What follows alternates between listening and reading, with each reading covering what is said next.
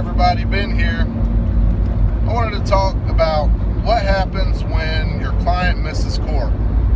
So it's time to run home, grab your gear bag, strap on every gun, knife, set of handcuffs, taser, asp, OC spray, put on your tactical boots, your tactical pants, your high-speed shirt, and get out there with your team of 12 guys, surround the house, and knock on doors, right? I don't think so.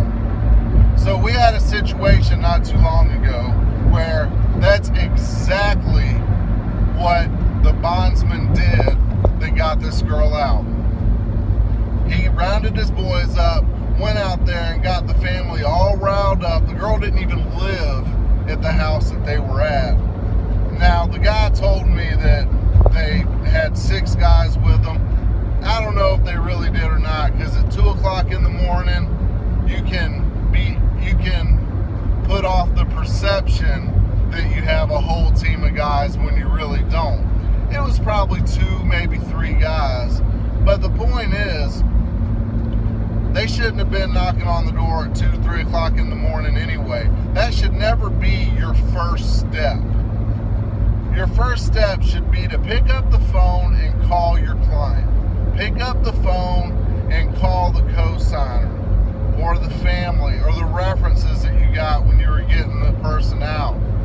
Your first step should never be to go pounding on doors. Now, the situation with this was the bondsman, the bonding company that originally got this girl out was not having success getting her returned. So they called us and said, hey, I got this girl in your area. Do you think you could go get her? So, yeah, sure. So first, we tried calling her number, no answer. Tried calling her dad, didn't get an answer. So, well, her number was disconnected. So we did what we normally do. We build anybody we go after, we build a profile on them before we go. You know, we research them, we research their parents, we research the people on their co-signer, we look for their Facebook pages, we look for any social media that they might be on. You know, we look to see if they're doing things like selling something on Craigslist, selling something on Letgo. I mean, we check all kind of different resources before we ever leave the office. This particular girl was only about 30 minutes away from where I live, so we decided to go knock. We like to start out knocking during the day. You get a lot more cooperation out of people at 5 o'clock in the afternoon than you do at 2 o'clock in the morning. Not to say that there's not a time and place for the 2 o'clock in the morning door knocks. I mean, if you've built your profile on the person you're looking for, and you know that they're a night owl, or you know that they're going to be home at 2 o'clock in the morning, they're not going to be easy to catch, sure, go at 2 a.m. But all the research we did on this particular girl, everything said that she wasn't going to be a problem once we caught up with her. So we go out, and there's 2 houses next door to each other, Grandma and Dad. And we had about 30, maybe 45-minute conversation with Grandma. And during the course of that conversation, we noticed a car loop through the cul-de-sac where we were and keep on going. Thought, maybe, but who knows? Well, next thing we know, here comes this truck hauling butt.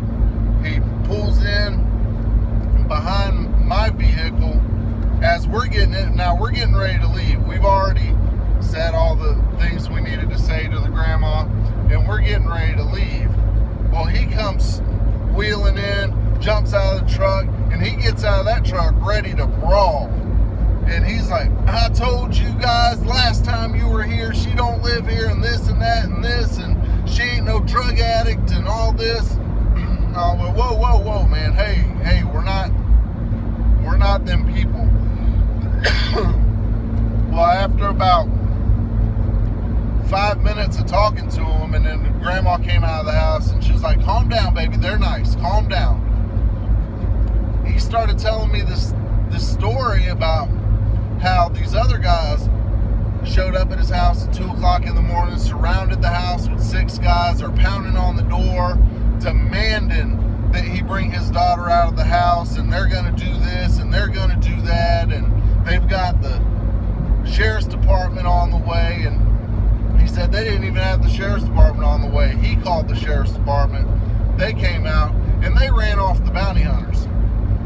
Told them, get off the property. If you come back, this man has the right to defend his home. So the way you deal with a situation, the way you start out with a situation, can really set the tone for how it goes going forward.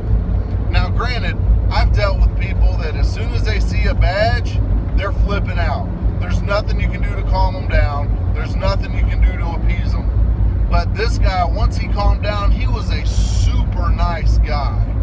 I mean, super nice. And we talked for a while, said, look, tell your daughter to call me, and we'll get her to court.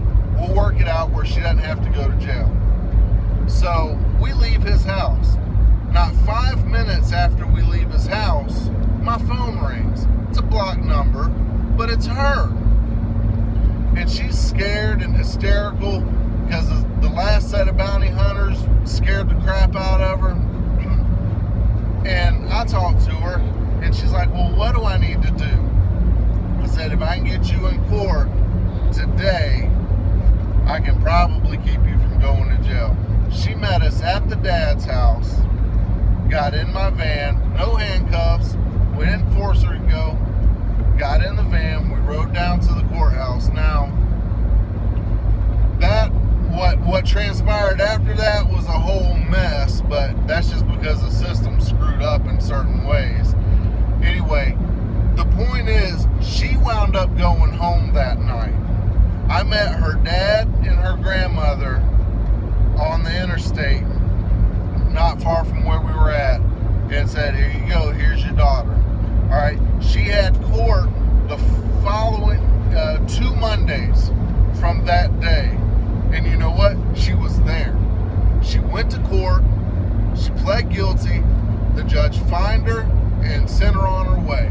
And that's all it took. All it took to handle this client missing court was a simple phone call, or would have been a simple phone call and a, hey, you missed court. We need to take care of this. I'm your bondsman. I'm here to help you. Not taking the approach of, you missed court, you're a piece of crap, and I'm coming to take you down. Because that'll run more people off than anything. So keep that in mind whenever you're dealing with people that miss court.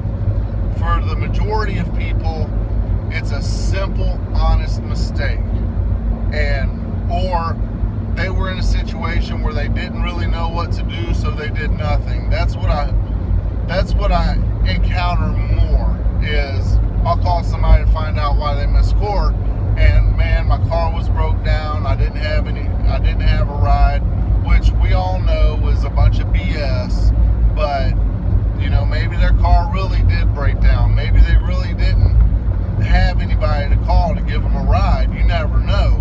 But the point is all we had to do as bondsmen is say, hey, I'll come pick you up, I'll take you to court. Sure, we could trick our clients and say, we'll come pick you up and take you to court and then go lock them up. But that's no way to do business. That's not what we do as bondsmen. That might be what people do as bounty hunters, but that's not what you do as a bondsman. You're there to help your client, especially if your client is willing to help themselves. Heck, I picked a homeless kid up that was living behind the mall down here in a enclosure for a cardboard crusher. I went and picked him up, took him to court, and I took him back to his cardboard crusher. And you know what? If that guy ever gets in trouble again, or any of